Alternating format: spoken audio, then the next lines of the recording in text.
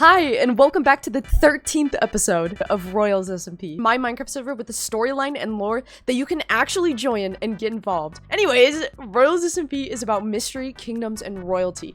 Come watch live on my Twitch and join my Discord to get more involved. Also, recently, I released the cutest keychains of me and the rulers of Royals SMP, as well as a chibi head sticker sheet. You can find them all on my merch site, link down below. I hope you enjoy the 13th episode. Okay, before it actually begins, just so it makes sense, if you never caught the streams for the rebellion and how it worked, there were 6 different events. So we had Capture the Flag, Civilizations, Hunger Games, Bingo, Hide and Seek, and then the final was Lava Rising. Essentially, everyone in the different kingdoms, as well as pirates, got split up between either the rebellion side or the monarchy side, and it would switch up every single time, so there were new players, and whoever won each game, that side would get a point. And then the final team with the most points at the very end would be considered the quote-unquote winner of the war. Anyways, just wanted to clear that up so it makes sense. There were event streams in between here, and that explains why this part of the stream is like so short, because technically this was at the very end of the final. Anyways, enough rambling. Enjoy. There's a particular smell here.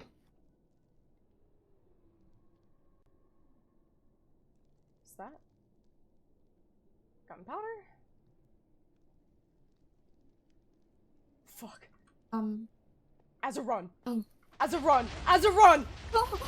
As a run!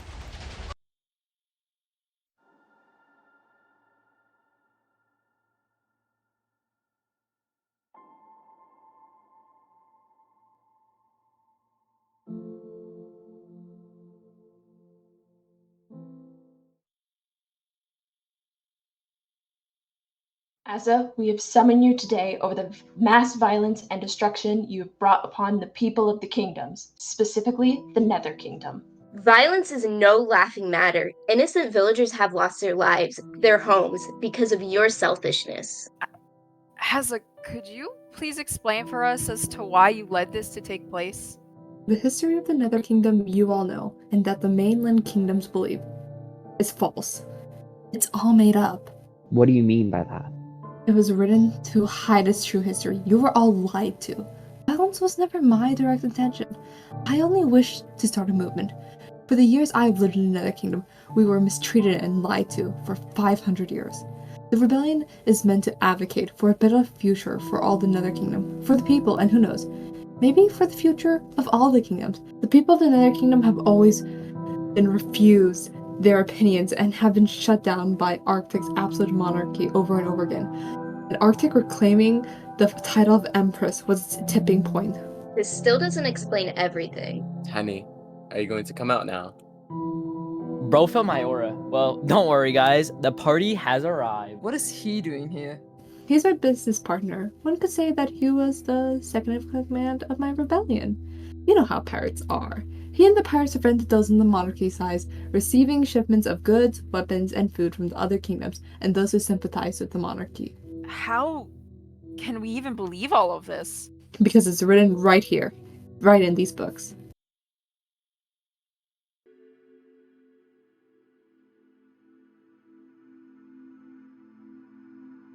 A long time ago, the Nether was divided into 5 different states based on the biomes: the Warped Warlords, Basalt Badlands, the Nether Wastelands, the Soul Sand Caravan, and the Crimson Bastioneers. As people from the overworld started coming to the Nether more and more, the people of the Nether felt threatened by these strangers. In order to protect themselves from the threats of the overworld, the 5 biome states united. They created a confederation where the states were autonomous, but there was a council of people, led by a chancellor, elected by the 5 councilmen. The council would be the one who dealt with the strangers of the overworld. At first, the system worked. People from all around the Nether were happy with this arrangement. However, the Chancellor, a piglin from the Crimson Bastioneers, and the councilmen conspired together to take over all the biome states.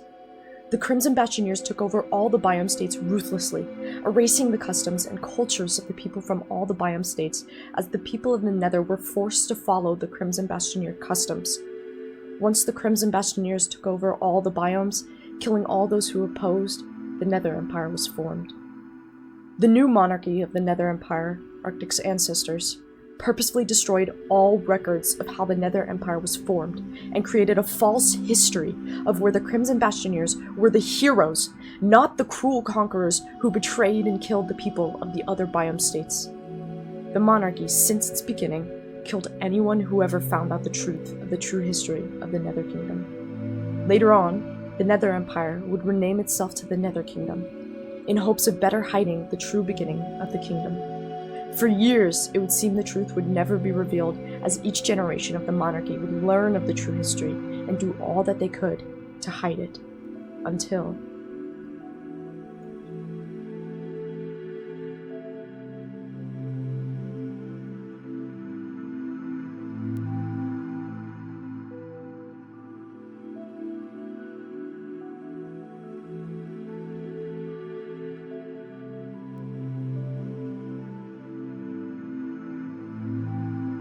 One day, a young woman from the Nether Kingdom named Cira was ordered to grab tax records from the archives.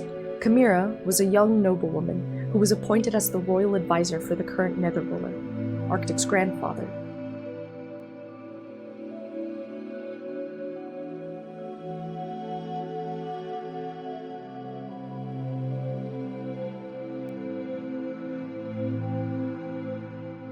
Unbeknownst to Cira at the time, she uncovered one of the few history books that told the history of the Nether Kingdom, the true history. Cira was shocked, upset, angry at all this. Despite all this, Cira was determined to share the truth.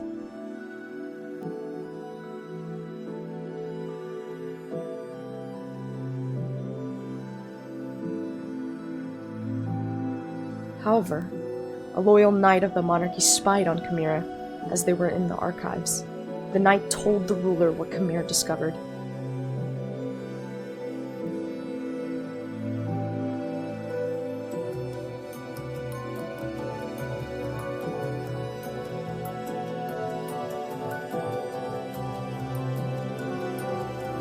As a result, Cira was imprisoned as she was waiting for her execution date to come.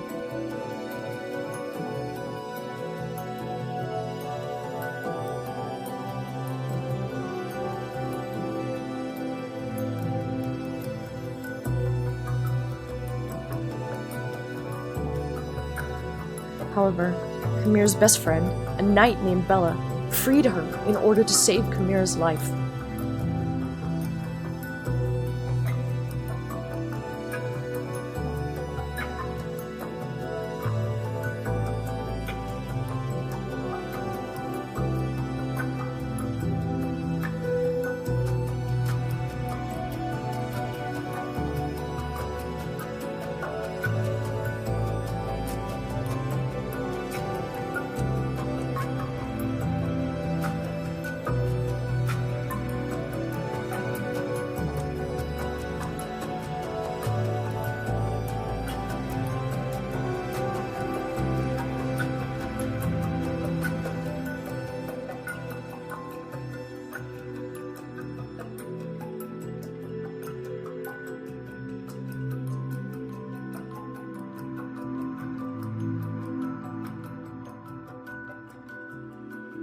Cira escaped to the overworld, leaving behind the Nether Kingdom for the sake of her own life.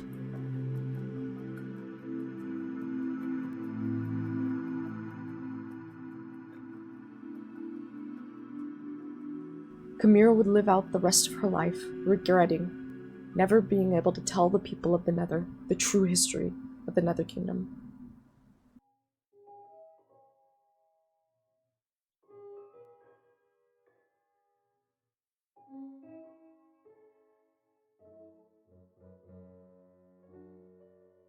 Cira escaped to a small island kingdom named the Pearl Isles, far from the mainland kingdom.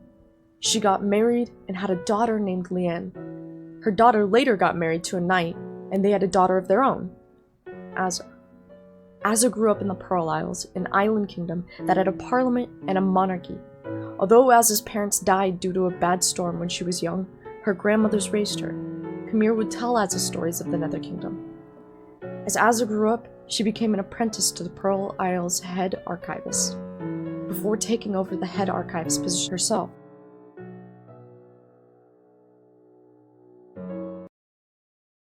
4 years after the war, Pearl Isle was attacked by a huge kingdom west of it. Asa had to flee the Pearl Isles, the only home she ever knew, as it was destroyed, most of its people killed.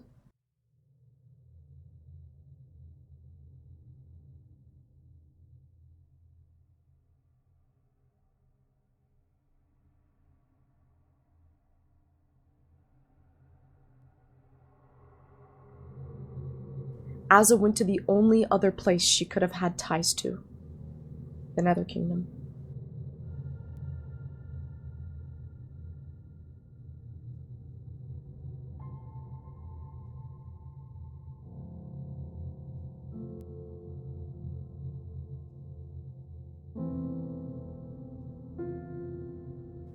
For the next 20 years, Asa would rebuild her life in the Nether Kingdom, opening a tavern called Fiery Caverns to earn enough money to live.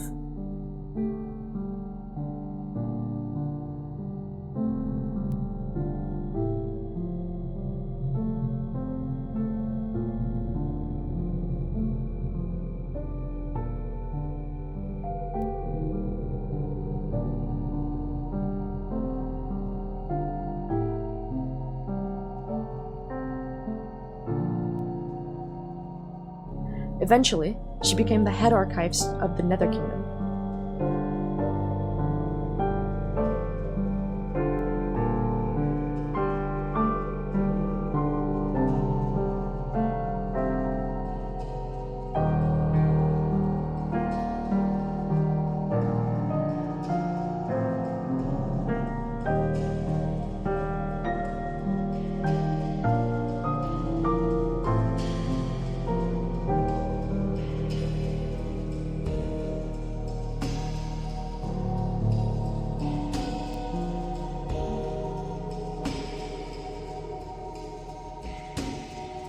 One day, while cleaning up her tavern, Asa received a note from someone named Bella.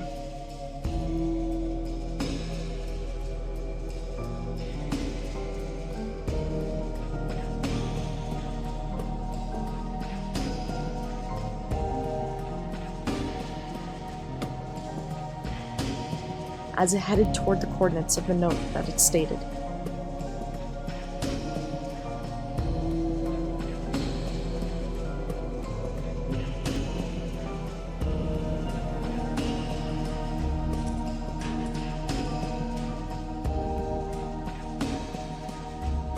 Asa discovered books hidden from the Nether Kingdom's reaches that told of the Nether Kingdom's true history. Asa, connecting the dots from what her grandmother had told her and the true history, realized why Cira left the Nether Kingdom to begin with. Asa wasn't sure what to do, so she took the books, hiding it in her tavern, and would throughout the years look for more books that would state the true history of the Nether Kingdom. For years, Asa would collect the history books of the Nether Kingdom in secret, until one day, the current Nether Kingdom ruler reclaimed the title Empress. By naming themselves Empress, Arctic would refer to the Nether Kingdom's time as the Nether Empire, a time when the monarchy was very oppressive towards its people. Asa was worried, frustrated with the monarchy not listening to people, the ruler acting very immaturely, and the fact that the monarchy had been actively trying to hide the true history of the Nether Kingdom. She had enough. When she voiced these concerns to the Nether ruler, everything from the lack of democracy in the Nether Kingdom to Arctic and the monarchy's history of hiding the truth, Asa was met with threat of her execution and the execution of anyone involved with her. Asa was tired.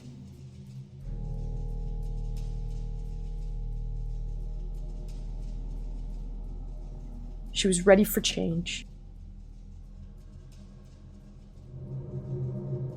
She was going to bring change.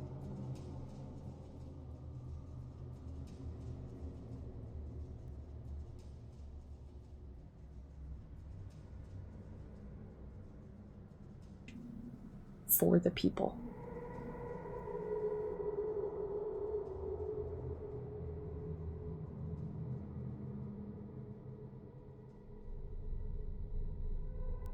We, the rebellion, only wish for a better future for the people. This only started on just a single kingdom. There hasn't been a single Nether Kingdom member not on board with this rebellion, and everyone has been evacuated from the Nether Kingdom prior to its destruction. So what are you proposing then now that Arctic has been pushed away and there is no authority in the Nether Kingdom? Well, there is a leader, Azza. Azza's been more of a leader, bringing people together in a matter of few weeks than Arctic has ever been throughout the entire time of ruling the kingdom. A body of government alongside the rulers, made up entirely by the people, voted by the people. I'm aware that certain jobs similar to this exist, but not a genuine branch. I have proof of it. I think it's a great idea. We only have our kingdoms and lives thanks to the people. They should have a say in everything as well.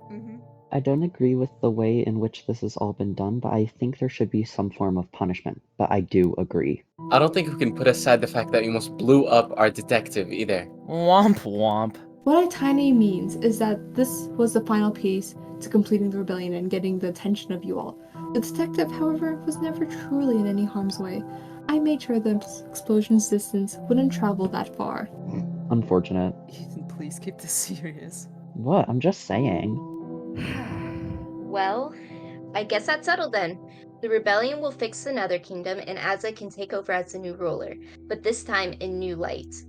We can host a festival to bring the people of the kingdoms back together. That would be great. This rebellion and all the decisiveness has just driven people apart. We can do a people's election during then as well.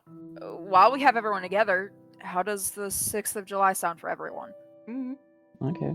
Perfect. So I can leave right now because I have an Eric Doa concert that I need to be at. Eric Doe isn't performing in any of the kingdoms right now. No, not in a kingdom, but he will give you a personal concert if you bribe him a bit, you know what I mean. I don't think that's entirely legal. I'm Shane Navy, and I don't think that's entirely illegal. Blah, blah, blah. Thank you all for listening. I'm going to correct the wrong of the Nether Kingdom, and while I may not be the ruler as you all, I can grow to be one the people of the Nether Kingdom needs. We admire and believe you, Asa. It's quite impressive, and we look forward to working with you and our foreseeable bodies of people.